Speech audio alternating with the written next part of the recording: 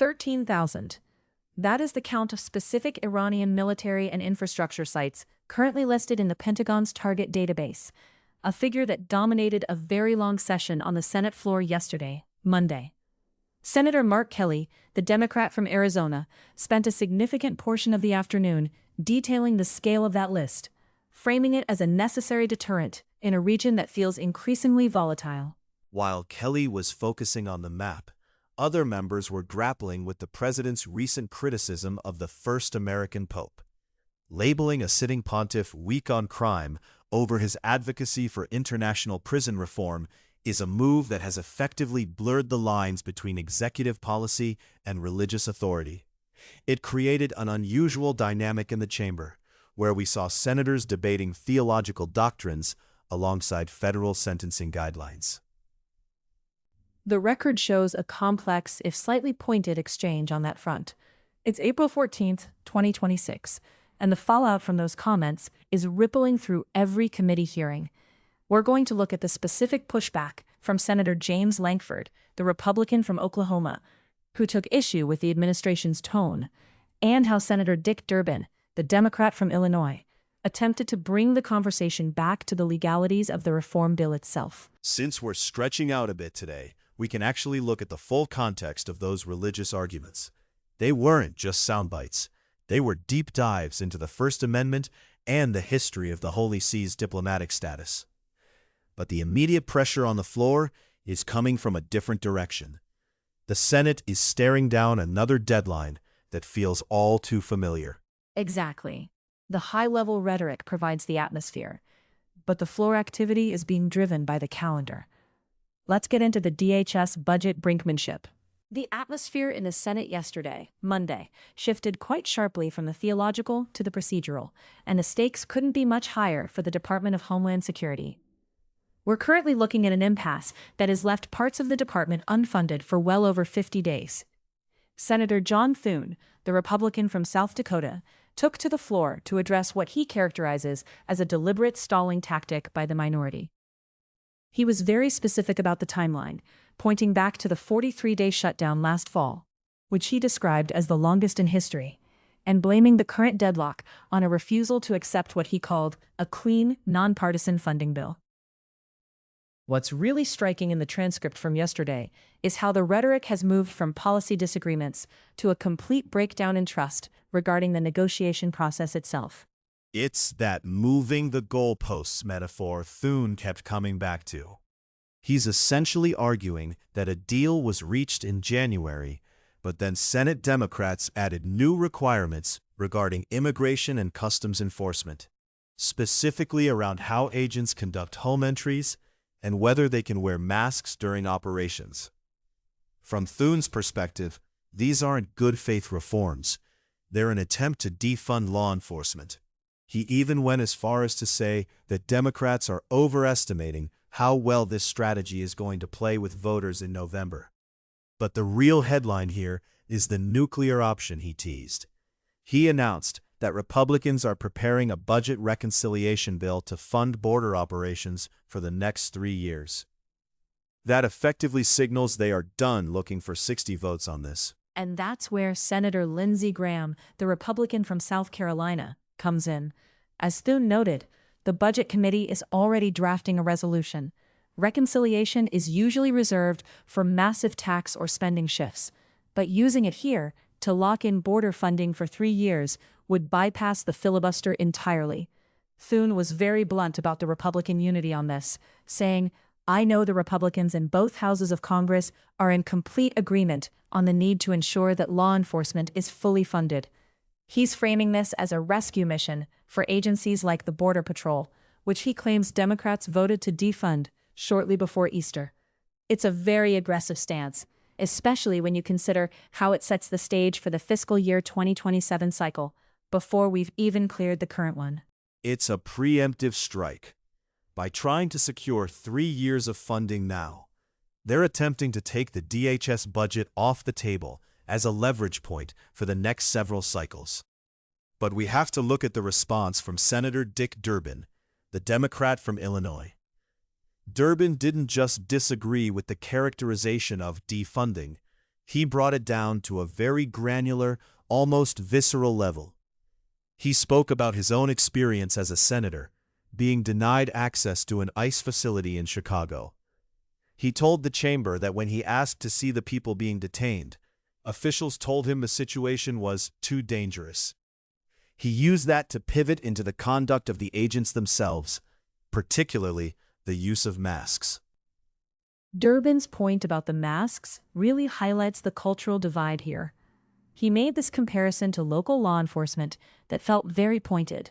He said, if your home state is South Dakota, like the Republican leader, or Illinois, like myself, our policemen don't wear masks. Our state troopers don't wear masks. Our deputy sheriffs don't wear masks. What is going on here? He's arguing that the masks are intended to strike fear rather than provide safety. And he tied this directly to the tragedy in Minneapolis, where 2 U.S. citizens were killed during an ICE raid. The record shows he was very careful to distinguish between the worst of the worst, the criminals everyone agrees should be deported, and the actual people being swept up in these operations. That Minneapolis incident is the ghost haunting this entire debate. Durbin pointed out that the individuals killed were initially labeled as domestic terrorists by the agency, but it later emerged that one was a nurse at a local veterans hospital. That is the specific context behind the Democratic demand for judicial warrants. Durbin's quote on this was quite definitive. If you don't have a court that says you have legal authority to tear down my front door and come into my home and arrest me, then you shouldn't do it.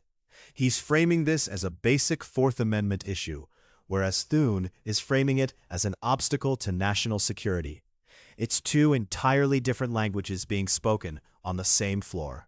The frustration on the Democratic side seems to be boiling over, particularly regarding who is actually running the show. Later in the day, the Democratic leader, Chuck Schumer of New York, gave a blistering speech that didn't just target his Republican colleagues, but went straight for the executive branch advisors. He specifically named Stephen Miller, calling him an unelected ideologue who is calling the shots on immigration policy in this country, not Congress, not senators, not the Appropriations Committee. Schumer's argument is that Republican leadership is effectively being held hostage by Miller's agenda, which he characterized as being built on cruelty. It's rare to see a leader name-check a specific staff-level advisor like that, so repeatedly in a floor speech. It shows how much the power dynamic has shifted. Schumer is essentially telling the Republicans, we can't negotiate with you because you aren't the ones in charge. And he didn't stop at the budget. He used the DHS impasse to pivot into the SAVE Act, the Safeguard American Voter Eligibility Act. This is where the intersection of border security and election law gets really messy. Republicans are pushing this bill as a necessary measure to ensure only citizens vote, but Schumer called it a subterfuge for a voter suppression law. He argued the real goal is to disenfranchise millions of Americans before the midterms because the GOP is afraid they will not win. The details Schumer cited regarding the SAVE Act are where the debate gets very technical. He claimed the act would purge millions from voter rolls and kill online mail-in voter registration. One specific point he made was about the burden on married women who have changed their names, arguing that the documentary proof requirements, like a passport or birth certificate, don't always match current legal names without a lot of extra paperwork. He was very direct about the political motivation, saying, if Republicans can't win over the voters, they just don't get to write American voters out of the system. It's a bold accusation, claiming that the Department of Homeland Security's databases would be weaponized for these voter roll purges. It's a high-stakes play for both sides. If Republicans follow through with the reconciliation path, they might solve their immediate funding headache for the border. But they'll be doing it by shattering what's left of the bipartisan process on the Appropriations Committee. And Schumer's vow that Democrats will fight the SAVE Act with everything we have suggests that even if the government stays open, the legislative process for the rest of the year is going to be a series of pitched battles. Durbin mentioned there are only 3 weeks left in this session. He offered to stand and volunteer to work out the differences. But given Thune's announcement about the reconciliation bill, It feels like the Republican side has already moved past the working it out phase. There was a moment where Durbin noted that Democrats had offered to separate ICE funding from the rest of the DHS package 11 times. 11 times. Each time, he said, they were rebuffed because Republicans wanted the leverage of a total department shutdown. It's that all-or-nothing strategy that has led us to this 3-year reconciliation plan. Thune's argument is that if they don't do this, they'll just be back in this same unacceptable situation come September for fiscal year 2027. He's looking for a way to break the cycle of 40-day and 50-day standoffs that have defined the last year of governance. But the irony is, by using reconciliation to break the cycle, they might just be creating a new, more partisan one. If the budget process becomes a tool for locking in 3-year policy wins on a simple majority, the 60-vote threshold for everything else becomes even more of a relic. It's a fascinating, if somewhat grim, look at how institutional norms are being traded for short-term stability, or at least the appearance of it. And all of this is happening while thousands of federal employees, from TSA agents to FEMA workers, are wondering if their next paycheck is going to be delayed again. Exactly. The transcript shows Thune is confident that law enforcement is fully funded, for now, thanks to the Working Families Tax Cut, but that's a temporary patch. The real test comes when that reconciliation resolution hits the floor. Schumer is already framing it as choosing chaos, while Thune is framing it as governing when the other side won't.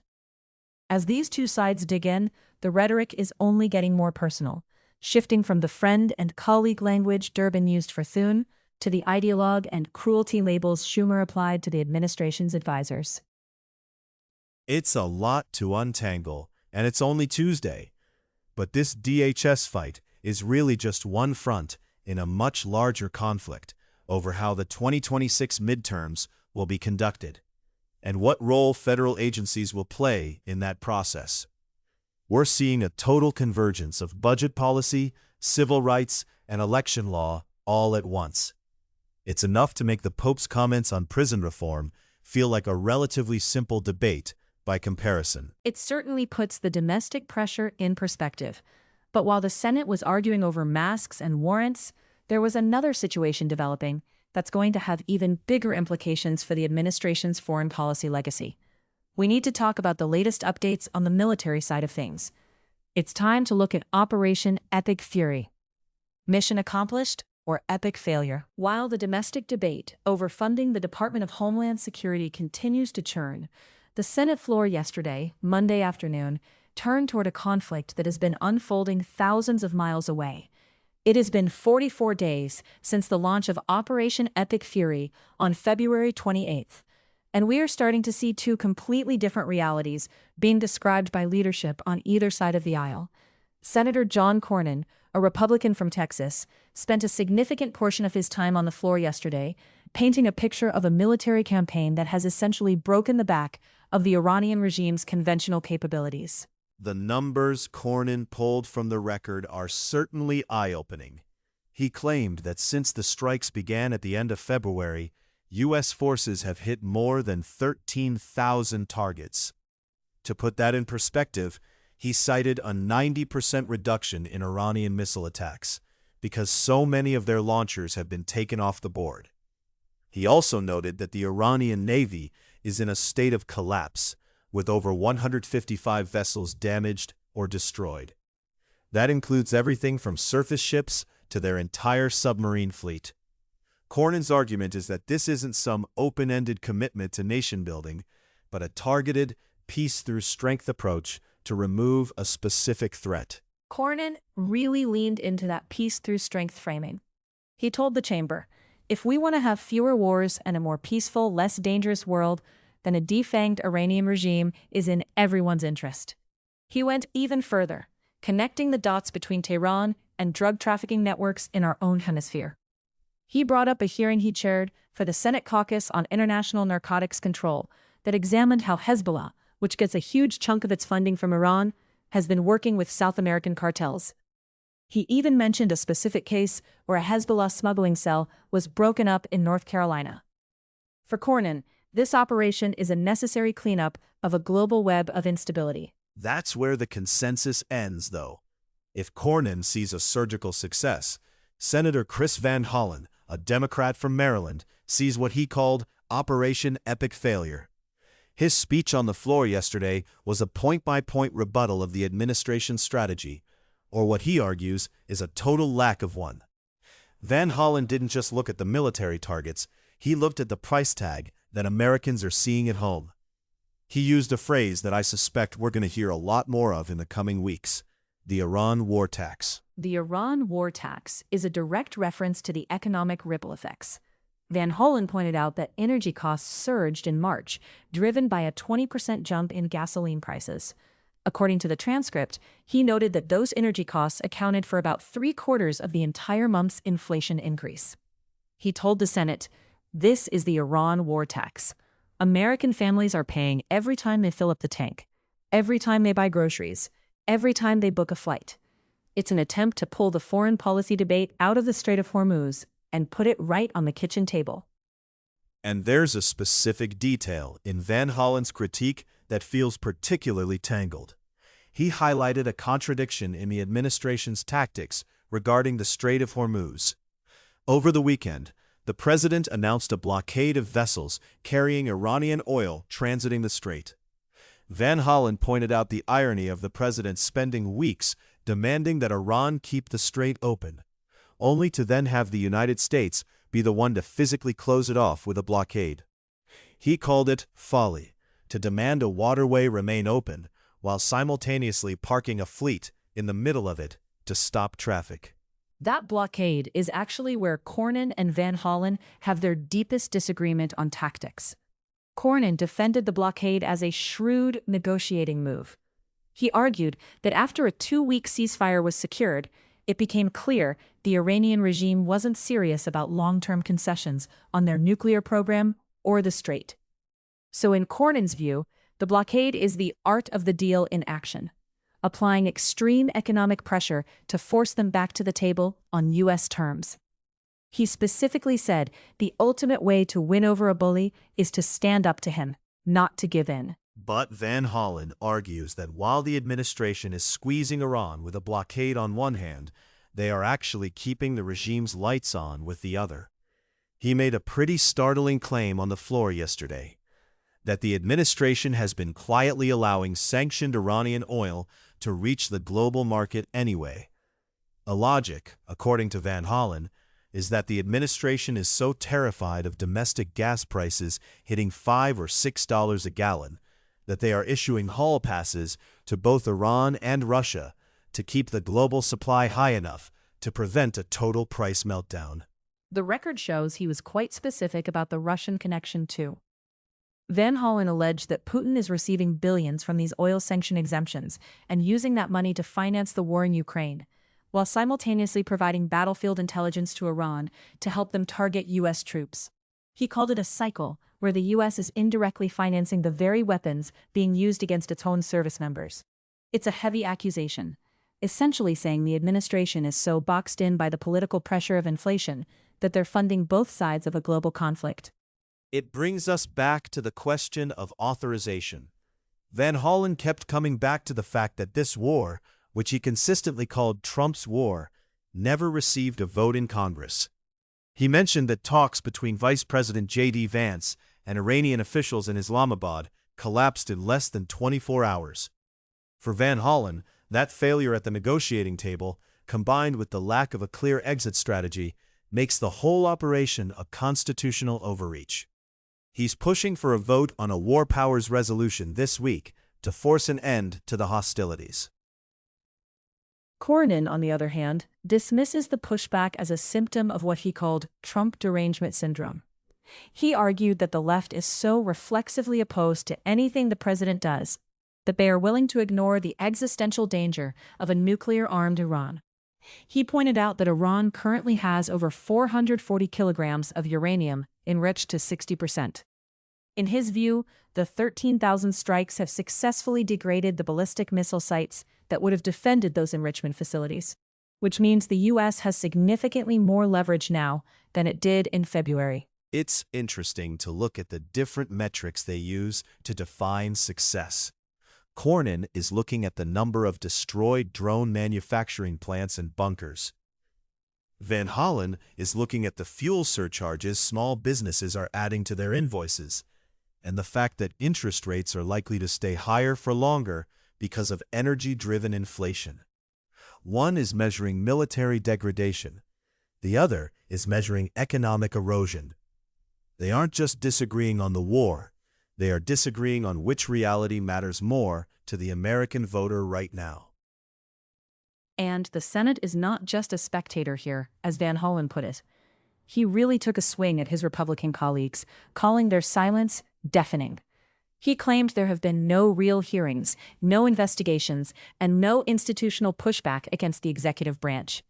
He told the chamber, "History is going to record whether you stood up for the Constitution or whether you handed your power away." It was a direct challenge to the idea of the Senate as a co-equal branch of government in matters of war. That tension is going to come to a head very soon. The Democrats are planning to force that War Powers Resolution vote. And while the ceasefire from last week might be shaky, the political lines in the Senate are hardening. Cornyn's defanged regime versus Van Hollen's epic failure. It's the classic struggle over the narrative of an ongoing conflict. But while the Senate is stuck in this binary of total success or total failure, there is a third group that is trying to bypass the traditional leadership structure altogether. We're seeing a new kind of pushback emerging, not just through speeches, but through a flurry of procedural hurdles. That's right. While the big names were debating the merits of the war, a coalition of members has been quietly preparing a much more granular counterattack. It moves the fight from the grand strategy of the Middle East to the fine print of the Senate's daily calendar. It's time to shift gears and look at how a group of frustrated lawmakers is trying to grind the gears of the Senate to a halt with what's being called the 30-resolution counteroffensive. The Monday morning session in the Senate wasn't characterized by a single major speech or a high-profile floor fight. Instead, it was defined by the sheer volume of paperwork hitting the desk of the Secretary of the Senate. We saw a deluge of 30 joint resolutions filed in a single day, SJ Res 159 through 183. It is a level of activity that effectively signals the start of a coordinated procedural blockade. Usually, you might see one or two major resolutions a week that are designed to challenge executive branch policy. Filing 30 on a single Monday is a deliberate attempt to seize control of the Senate's clock. Every one of these resolutions, if moved forward, carries mandated debate time. It essentially creates a series of speed bumps on the legislative highway that the Republican majority is trying to use for their own priorities.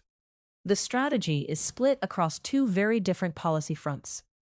On one side, you have a group of Democrats led by Cory Booker of New Jersey and Tim Kaine of Virginia, who are using the War Powers Act to force a confrontation over the military campaign in Iran. On the other, Elizabeth Warren, a Democrat from Massachusetts, is leading a massive stack of filings under the Congressional Review Act to challenge the rollback of consumer protections at the CFPB.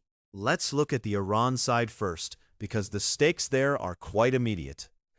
The record shows several members, including Mark Kelly, a Democrat from Arizona, and Jeff Merkley, a Democrat from Oregon, introduced identical resolutions. SJ Res 183, filed by Senator Booker, is titled "A Joint Resolution to Direct the Removal of United States Armed Forces from Hostilities Within or Against the Islamic Republic of Iran that have not been authorized by Congress." These aren't just expressions of opinion. Because they are filed under the War Powers Act, they have a privileged status. That means they can't be buried in committee by a chair who doesn't want to see them. They can eventually be discharged and brought to the floor for a mandatory vote. The transcript reflects the mounting tension over the lack of a formal authorization for this war, which has been ongoing for weeks. And the context here is the human and financial cost. We've seen reports of the Tomahawk attack on that elementary school that resulted in the deaths of 175 civilians. The administration has been very guarded about the rules of engagement and the specific intelligence that led to that strike. By filing these resolutions, The minority party is essentially saying, if you won't give us a public hearing with Secretary of State Marco Rubio, a Republican from Florida, or Defense Secretary Pete Hegseth, we will use these mandated debate hours to conduct the hearing ourselves on the Senate floor. It forces a public accounting that the administration has avoided while trying to maintain a very fragile ceasefire. But it's interesting to see how they've paired this with the CFPB resolutions. While the war gets the headlines, Elizabeth Warren is running a parallel operation targeting the fine print of banking regulation. She and her colleagues introduced about a dozen resolutions yesterday, Monday, targeting specific withdrawals of consumer protection guidance. This is a response to what many see as regulation by subtraction. The Bureau of Consumer Financial Protection recently pulled back a series of bulletins and circulars. For example, SJ Res 159, introduced by Alex Padilla, a Democrat from California, targets the withdrawal of a circular regarding debt collection and consumer reporting practices involving invalid nursing home debts. By withdrawing the guidance, the agency can effectively stop enforcing those rules without having to go through the lengthy process of a formal rule change. Right. And the Congressional Review Act, the CRA, allows Congress to step in and basically say no to that withdrawal. If you're a staffer for the majority, you're looking at this list and realizing that your entire floor schedule for the next month could evaporate if the Democrats decide to pull the trigger on even half of these. Do you think there's a real appetite among Republicans to cross the aisle here? We've heard John Curtis, a Republican from Utah, mention that he's open to some limits on war powers once a conflict passes the 60-day mark. But 30 resolutions feels less like a legislative goal and more like a strategy of attrition aimed at the upcoming $50 billion supplemental funding request. It's definitely about leverage. The war is currently costing roughly $1 billion every single day. If the Democrats can grind the Senate to a halt with these resolutions, they can pressure the leadership to unbundle that military funding from other items, like the farmer tariffs or the wildfire relief funds that were supposed to be in the next package. It puts the majority in a position where they have to spend hours defending the Iran conflict and the rollback of credit discrimination protections simultaneously. It's a way to make the status quo very loud and very uncomfortable for anyone who has to vote no on these resolutions. It moves the conflict out of the back rooms and into the record. Every speech given during those mandated hours is a data point the minority can use later. And this procedural logjam is arriving at a particularly sensitive time, just as the administration is preparing for what some are calling the Department of Justice MAGA Makeover. The procedural logjam in the Senate is colliding with a massive leadership vacuum at the Department of Justice. Chuck Schumer, a Democrat from New York, took to the floor yesterday, Monday, to describe what he calls a MAGA makeover, currently reshaping the agency's core. He linked this shift directly to the firing of Attorney General Pam Bondi earlier this month. Bondi only served for a little over a year, but the transcript shows Schumer believes her departure didn't signal a pause in the administration's plans. Instead, he argued her firing happened because she didn't move fast enough to satisfy the White House. The record gives us a lot of space to look at the specific personnel shifts he's highlighting here, and they go far deeper than just the top cabinet spot. He specifically focused on the departure of hundreds of career professionals, people with decades of institutional knowledge. Schumer stated on the record, at the core of this MAGA makeover at DOJ was a systematic purge of career professionals. He mentioned that the National Security Division is now facing unprecedented personnel constraints. That timing is what seems to worry the minority leader the most. The U.S. is currently engaged in active hostilities with Iran, and the DOJ's ability to handle high-stakes national security litigation depends on those career experts. Schumer pointed out that the current acting Attorney General, Todd Blanche, recently confirmed there are no longer any employees at the DOJ or FBI who worked on the previous criminal investigations into the president. It looks like a total clearance of the old guard, and while those experts are leaving, Schumer highlighted who has been coming in. He spent a significant amount of time discussing Jared Weiss, a senior advisor who had been pardoned for his role in the January 6th events at the Capitol. Weiss allegedly called officers Nazis and urged a mob to kill them. Yet he was brought into the DOJ hierarchy before leaving the same day as Bondi. The policy shifts are just as stark as the personnel changes. Schumer noted that the department closed more than 23,000 criminal investigations in the administration's first 6 months. The administration has prioritized mass deportation efforts over terrorism, drug, and white-collar crime investigations. They even disbanded the National Cryptocurrency Enforcement Team, which handled fraud and money laundering. Schumer's closing argument was that the department has abandoned its mission to keep neighborhoods safe in favor of settling political scores. He said, "Getting even with people who are fair or unfair to the current president is not the mission of the Department of Justice. It is the administration of justice in a non-political way." That sentiment definitely sets the stage for the upcoming confirmation fights for a permanent attorney general. And that confirmation process will likely overlap with another massive legal headache: the looming deadline for FISA. The administration is pushing for a fast-track renewal, but with the DOJ in this much flux, the debate is getting complicated. Yesterday's record shows the Senate leadership beginning to build a procedural wall around one of the most contentious issues in Washington. It involves the looming expiration of Section 702 of the Foreign Intelligence Surveillance Act, which is set to lapse on April 19th or 20th. Right. This is the authority that allows the government to collect communications of non-citizens abroad. But the part that keeps Ron Wyden, the Democrat from Oregon, up at night is how it sweeps up a massive amount of data on Americans. It has been a flashpoint for years, and now we are down to the final few days before the authority disappears. On Monday, John Thune, the Republican from South Dakota, moved to place S-4280 directly on the Senate legislative calendar. He used Rule 14 to do it. For people who don't spend their lives reading the Senate rulebook, that is essentially the legislative version of jumping the velvet rope at a club. It bypasses the Senate Judiciary Committee entirely. Usually, a bill this significant would sit in committee for weeks. Experts would testify, members would debate the finer points of the Fourth Amendment, and crucially, they would offer amendments to change the text. By using Rule X14, leadership avoids that scrutiny. There is a very specific reason to skip the committee. Mike Lee, the Republican from Utah, and Senator Wyden have been championing the Government Surveillance Reform Act. Their bill would mandate that the government obtain a warrant before querying the Section 702 database for information about U.S. persons. They want to close the backdoor search loophole once and for all. If that reform bill got into the Judiciary Committee, it might actually have the votes to pass. Or at the very least, it would force a public vote that would be uncomfortable for members who want a clean extension of these powers.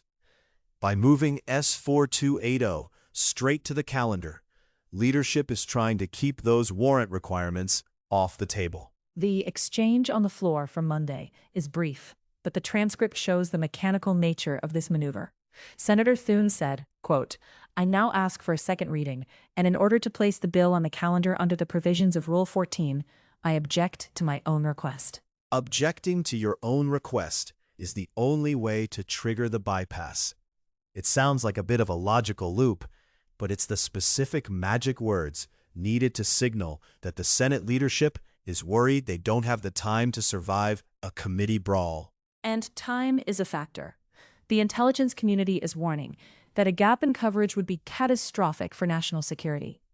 They view any requirement for a warrant as a bottleneck that could slow down investigations into terrorist plots or cyber attacks. They want the speed that the current warrantless system provides. On the other side, you have a coalition of civil libertarians and what we might call institutional skeptics.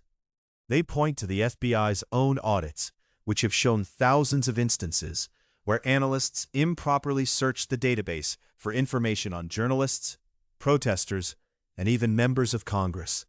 For them, the SPI is the problem, not the solution. The context of the 2024 fight over the Reforming Intelligence and Securing America Act is really coloring this. Back then, Congress passed a 2-year extension that included what they called modest reforms. But many privacy advocates felt those changes actually codified the very abuses they were supposed to stop. They felt burned by that 2024 deal. So this time, the pressure for a hard warrant requirement is much higher. But the fast-track process for S-4280 is designed to prevent the Senate from doing what it supposedly does best: deliberating. If the bill goes straight to the floor, the leadership can control the amendment process much more tightly. It really looks like a strategy to use the deadline as a weapon. If you wait until the final 48 hours and then present a bill that can't be amended, you force members to choose between a flawed surveillance program and no surveillance program at all. It is a classic legislative squeeze. But the bipartisan group of reformers is more organized than they have been in a long time. They are watching these Rule 14 maneuvers closely because they know that once the bill is on the calendar, the window to force a debate on the Fourth Amendment starts closing very fast. The next few days will show if the Senate's cooling saucer reputation holds up, or if the looming expiration forces another quick pass. And speaking of quick passes, the Senate also spent time yesterday looking at a very different kind of security issue. This one involving who gets to vote. We've been talking about digital surveillance, but the Senate shifted gears yesterday to what Republicans are calling the ultimate security measure for the ballot box: the SAVE Act. Chuck Schumer, the Democrat from New York, spent significant time on the floor yesterday, Monday, arguing this isn't about security.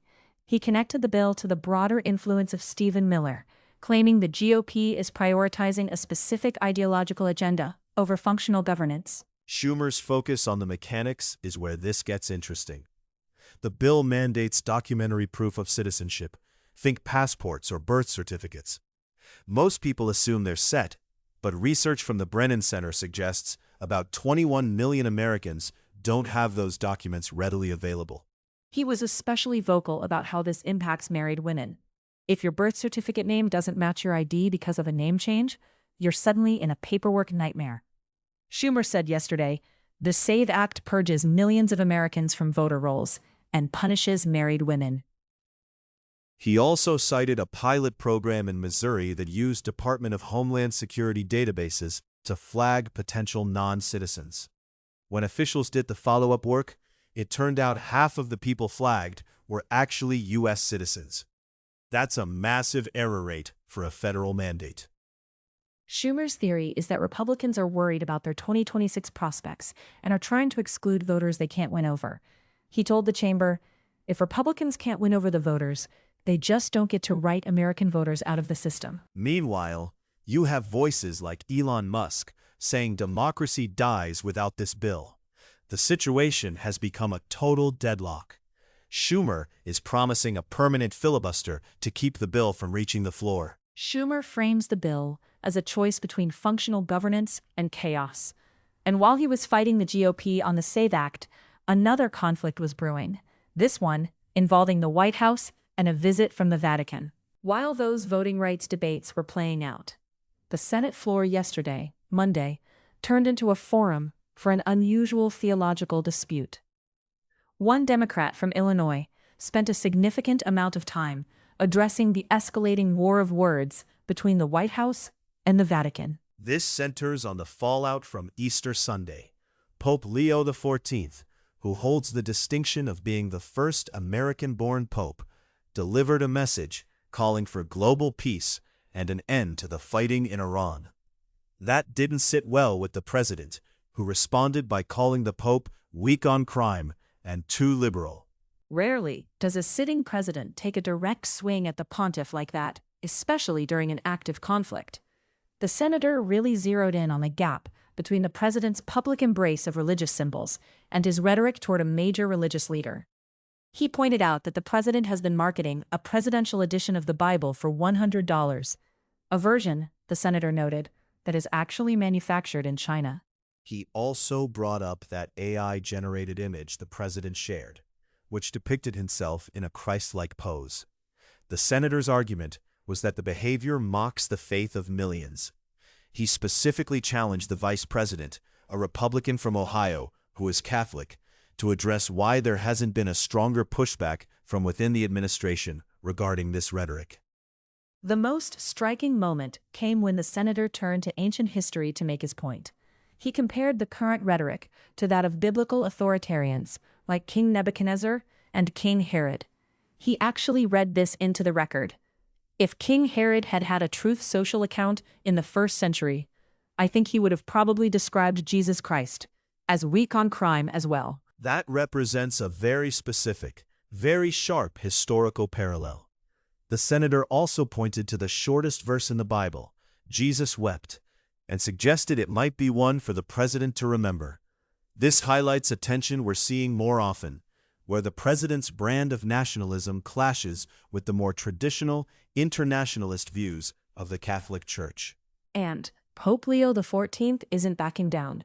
Just yesterday, Monday, the Vatican issued a response stating their appeals for peace are rooted in the gospel and that they aren't intimidated by political pressure. This feud has the potential to shift the ground for millions of Catholic voters as we head toward the 2026 midterms. That seems especially likely in swing states, where that demographic is a deciding factor. Having the first American pope essentially being told he's too liberal for American interests by his own president creates a very complicated situation for voters who feel a sense of loyalty to both the country and the church. From the moral high ground of the Vatican to the high-stakes volatility of the House, the tone on the Hill remains incredibly tense. As the Senate wrestled with these theological questions, the House was dealing with a sudden flare-up regarding Lebanon and Eric Swalwell, a Democrat from California. While the Senate was grappling with the theology of the Oval Office, the House was dealing with a much more immediate kind of volatility.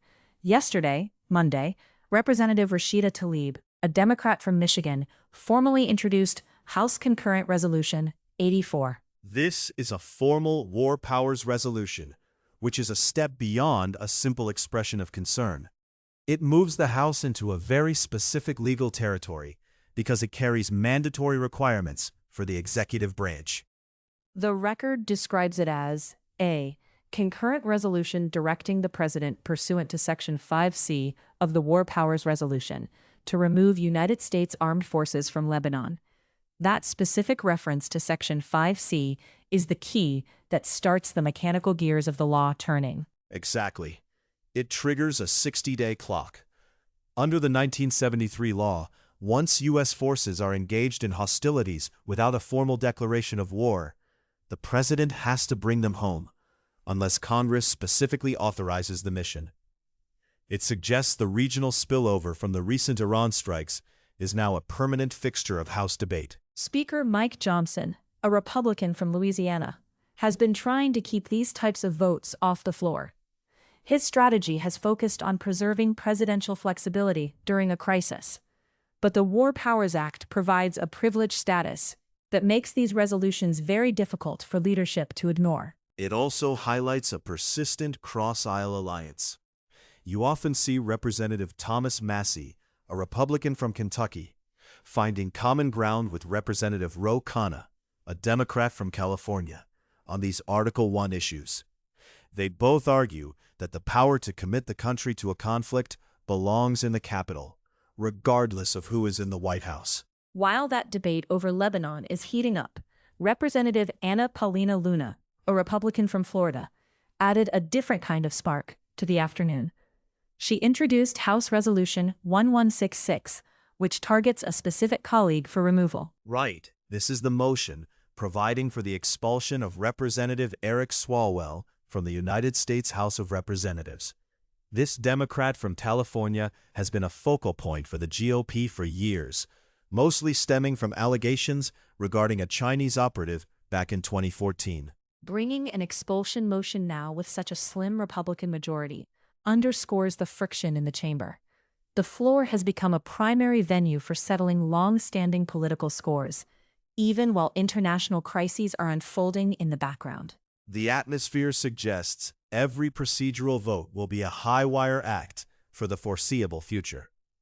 And as the House navigates that volatility, the Senate is preparing for an ultimatum from its most senior member regarding the economy. That senior member is Chuck Grassley, a Republican from Iowa, who took to the floor yesterday, Monday, to signal that the GOP's 2026 economic platform will mirror his schedule from the recent recess. He visited 25 counties in Iowa over the break, and he returned with a list of grievances that sound more like kitchen table accounting than high-level macroeconomics. Grassley takes a specific approach here, marrying populist frustration over grocery prices with very targeted legislative goals. He wants to narrow the scope of the inflation debate down to the things people actually see on their receipts: the price of a gallon of gas, the cost of fertilizer for a farm, or the premium on a health insurance plan. He used some sharp language to frame the stakes for the working class. He told the chamber, quote, "Inflation endures to this day, acting as a hidden tax on working-class Americans. Fiscal recklessness by the Biden administration caused inflation, and fiscal restraint is the ultimate antidote." He doesn't limit the conversation to general spending cuts, though. He is going after what he calls powerful drug middlemen, those pharmacy benefit managers, or PBMs. The PBM focus stands out because he links healthcare transparency directly to the cost of living. He also sounded the alarm on the housing market, noting that the average age for a first-time homebuyer has climbed from 30 to 41. To fix that, he pointed to the 21st century road to housing legislation, which he argues will increase supply by stripping away local and federal red tape. He also leaned into his role as a champion for the Corn Belt. He pushed for year-round nationwide E15 gasoline sales and more transparency in the cattle and fertilizer markets. He even mentioned that the Department of Justice is finally looking at anti-competition issues in seed and fertilizer companies, which he views as a primary driver of the grocery costs we keep hearing about. He is presenting an ultimatum for the home stretch of this session: either focus on these cost-lowering deregulatory measures or accept that the national debt will continue pushing interest rates up. After he finished, Senator John Thune, a Republican from South Dakota, briefly called for a quorum before the Senate moved on to other business. While the Senate weighs that economic roadmap, the clock is ticking on several other priorities that haven't quite reached the floor yet. Let's move into the floor notes lightning round. We are diving straight into the administrative gears of the Senate, starting with some paperwork that just landed on the president's desk. The Secretary of the Senate reported yesterday, Monday, that two significant enrolled bills were presented for signature on April 2nd. One is S. 3971, which extends the SBIR and STTR programs. Those are the Small Business Innovation Research and Technology Transfer Programs. They are essentially the federal government's seed money for high-tech startups. And the other one is S. 1884, which is a really specific piece of legislation. It clarifies the Holocaust Expropriated Art Recovery Act of 2016. According to the record, the goal is to appropriately limit the application of defenses based on the passage of time for people trying to reclaim art stolen during the Holocaust. It effectively tells the courts that you can't throw out these claims just because the theft happened 80 years ago. It focuses on the merits of the ownership claim rather than a statute of limitations. That's a big shift in how these cases are litigated. Moving to the stars, Senator Ted Cruz, a Republican from Texas, reported an amendment to S. 2351. This bill gives the NASA administrator more authority to lease out space and facilities to support research and education. It sounds like a dry administrative tweak, but it actually signals a move toward making NASA facilities more like multi-user tech parks, where private companies and universities can set up shop right next to the agency's researchers. On the ground, we have some recognition for the energy sector. Senator Katie Britt, a Republican from Alabama, recognized the 25th anniversary of Diversified Energy. She mentioned that the company started with one gas well in West Virginia in 2001 and now focuses on revitalizing infrastructure that was thought to be depleted.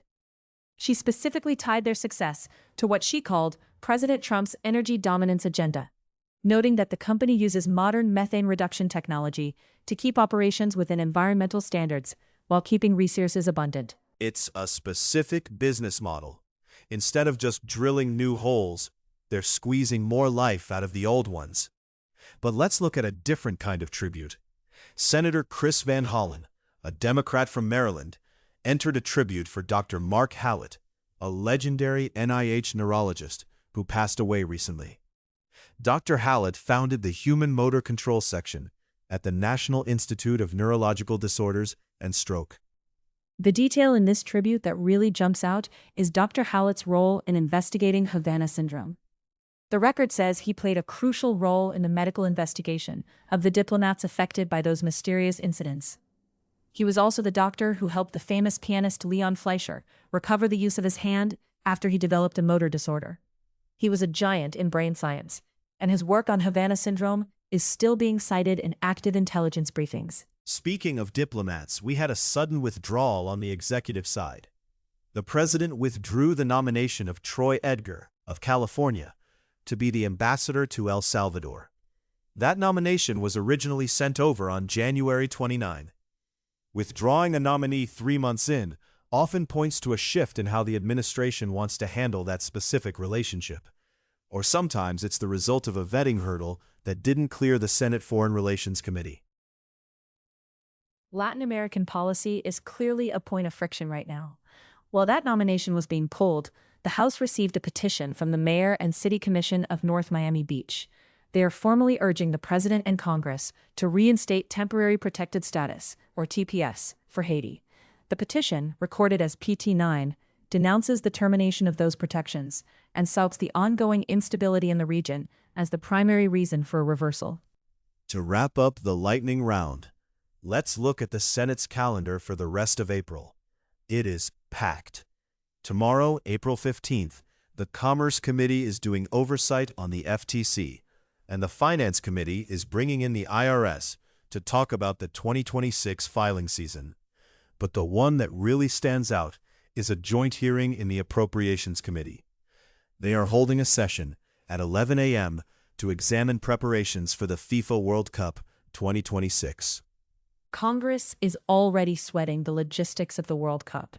And if you look later in the week, the Energy and Natural Resources Committee is diving into liquid cooling systems for artificial intelligence. Specifically, S3269, which directs a technology assessment on how to cool down these massive high-performance computing facilities.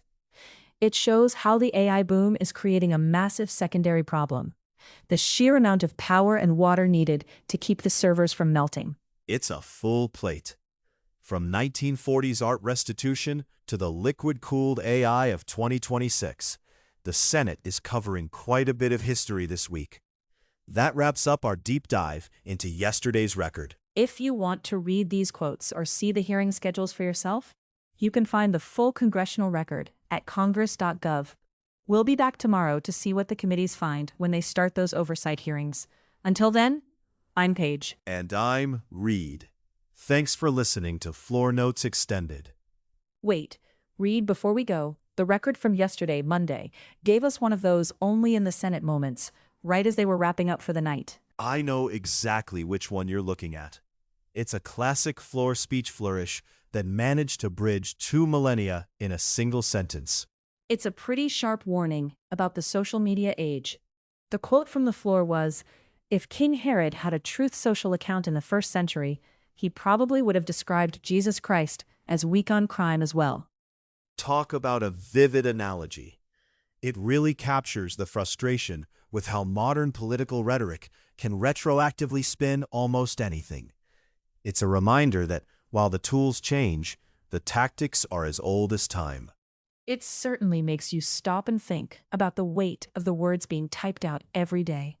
That's our look at the latest entries in the record for now. We appreciate you joining us for the deep dive. Keep digging into those transcripts, and we'll be back with you for the next legislative session.